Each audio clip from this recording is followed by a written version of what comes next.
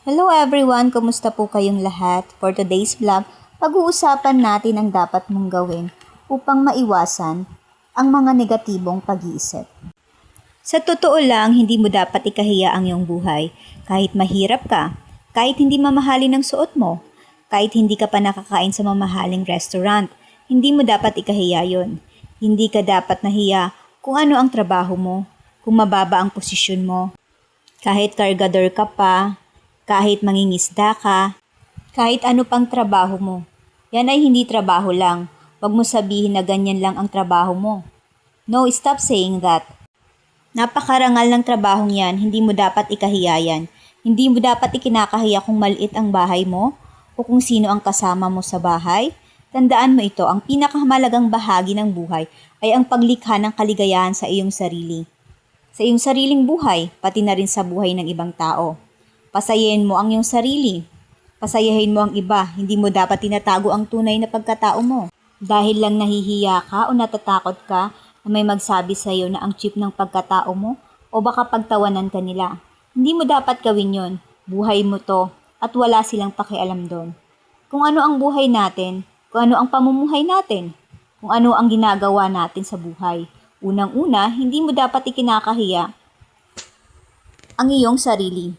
Dapat proud ka kung ano ang sinasabi ng ibang tao tungkol sa iyo. Ang rason kung bakit sinasabi ko ito sa iyo, dahil ito ang pinakaunang hakbang para maging positibo ang buhay mo. Ang lipunan natin ay napaka-critical na. Alam mo kung bakit?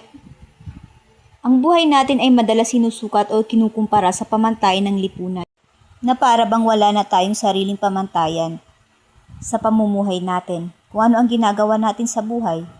Ito ang isa sa dahilan kung bakit tayo nagtatago sa likod ng maskara.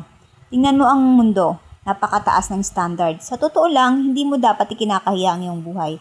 Kaya ito na ang mga bagay na dapat mong gawin upang mabawasan ang negatibong pag-iisip. Number 1, alagaan mo ang iyong sarili. Sa sobrang kabaitan mo, palagi mong inuuna ang iba. Wala namang masama doon, pero magtira ka rin ng pagmamahal sa iyong sarili. Tandaan mo, sa kahuli-huli ang sarili mo lang ang iyong kakampi. Maniwala ka man o hindi, mahirap makatagpo ng taong aakay sa'yo kung nahihirapan ka na. Sobrang busy mo sa buhay. Busy sa pag-aalala sa mga tao, lalo sa pamilya. Kung abroad ka, palagi mo silang iniisip, pinapadalan mo sila ng pera o mga bagay habang ikaw ang nagpapakapagod. Kahit hindi ka abroad, tumutulong ka pa rin sa mga magulang mo. Ikaw ang nagpapaaral sa mga kapatid mo. Uulitin ko, walang masama sa ginagawa mo. Kabutihan ang ipinapakita mo. Pero, ang tanong ko sa'yo, kamusta ka? Ramdam ko, alam ko, na kahit hindi mo sagutin, ay nakakalimutan mo na ang iyong sarili. Alam mo ba na ang pinaka-importanting tao sa mundo ay walang iba kundi ikaw yon?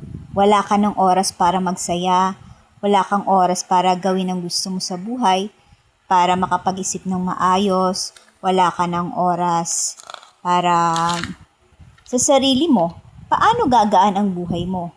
Paano ka sasaya? Paano ka magiging positibo sa buhay mo? Kung napapabayaan mo na ang sarili mo, pag-isipan mo yan ng mabuti. Number 2, ilabas mo ang iyong nararamdaman. Huwag mong kinikimkim ang iyong nararamdaman. Malungkot ka ba ngayon? Galit ka ba? Nagdadalamhati ka ba? Naiirita ka ba? Huwag kang mahiya na ipahayag ito. Yan ang pinakamainam mong gawin, ang ipahayag ang nararamdaman mo. Suppressing your emotion, whether it's anger, sadness, grief, or frustration can lead to physical stress in your body. Alam kong ayaw mong mangyari yon, 'di ba? Kung matuto kang magpahayag ng iyong nararamdaman, kasi kung patuloy mong kinikimkim ang negatibong emosyon mo, na yan, ikaw ang lalamunin nito. Hindi ka magiging masaya sa buhay mo. Ang pinakamabisang paraan para ilabas ang iyong negatibong nararamdaman ay makipag-usap ka sa taong pinagkakatiwalaan mo. Kung may problema ka sa asawa mo, ay makipag-usap ka sa asawa mo. Kung may problema sa katrabaho mo, mag-usap kayong dalawa. Kung may iba ka pang problema, tawagan mo ang mga kapamilya mo. Kasi minsan, kausap lang naman ang kailangan natin. Gusto lang natin ng makikinig sa atin. Gusto natin ng may malalabasan ng ating problema. Number 3, sumama ka sa mga positibong tao. Kung may negatibong tao, may positibong tao rin naman. The only thing that will change your life is that you must raise your standard. Tanggalin mo ang mga negatibong humihila sa buhay mo. Maraming magbabagong maganda kapag positibong tao ang kasama mo. Magbabago ang iyong ugali, tataas ang iyong kumpiyansa sa iyong sarili, at mas lalong hindi ka na magrereklamo sa buhay dahil positibo na ang pananaw mo. Number 4, mahalin mo ang iyong trabaho. Kahit hindi yan ang trabahong pinapangarap mo, mahalin mo pa rin dahil yan ang bumubuhay sa iyo. Dahil sa panahon ngayon, pataasan na ng sweldo ang labanan. Kaya nahihiya ka na rin sa kinikita mo. Nahihiya ka dahil ang taas ng kursong natapos mo. Tapos napunta ka lang sa mababang posisyon. Hindi dapat ganon ang pananaw. Wala na silang pakialam kung saan ka napunta. Basta hindi ka lang nakakaabala sa mga tao. Ayos na yon. Marami na nga ngayon ang mga tao nandidikta sa buhay mo. Pati trabaho mo pinapakialaman. Mababa ang tingin nila sa iyo kapag mataas ang kurso mo. Tapos napunta ka lang sa mababang posisyon. Lalo ka lang madi-discourage sa buhay. Pero wag mo muna alalahanin yon. Mag-focus ka lang kung ano ang nagpapasaya sa'yo. Hindi ka dapat nagpapa-apekto sa mga pinagsasabi nila. Hindi naman sila ang nakakatulong sa'yo para makapagbayad ng mga bills mo eh. Hindi sila ang nagbibigay ng pangangailangan mo. Number 5, matuto kang magpatawad. Siguradong gagaan ang buhay mo kung magpapatawad ka. Kapag may puot ka na nakatago sa dibdib mo, nakakasira yan ng iyong kalusugan. Huwag mo ikulong ang iyong sarili sa mga bagay o mga pangyayari na kahit anong gawin mo ay hindi na mababalik ang mga nangyari. Kaya ang tangi mong dapat gawin ay tanggapin ito at magpatawad ka. Huwag ka mahiya magpatawad. Hindi ka mahinang nilalang. Forgiving is important to move forward in life. Ito ang tanging paraan para mapalaya mo ang iyong sarili. Masarap pakinggan ang salitang malaya, di ba? Bitawan mo na ang puot at galit dyan sa puso mo para gumaan na ang pakiramdam mo. Number 6, huwag kang mawalan ng pag-asa. Kailangan mo magtiwala na makakaya mo lahat ng pagsubok. Huwag kang mawalan ng pag-asa. May liwanag sa dulo ng lagusan. May mga rason kung bakit nangyayari ang lahat ng ito sa'yo. Kung hindi mo man nakikita ang liwanag, ibig sabihin na wala kang liwanag sa puso mo. Kailangan mo muna magtiwala na makakaya mo. Nawawala ang pag-asa natin kung wala tayong tiwala sa sarili nating kakayahan. So start believing in yourself. Learn to forgive in yourself.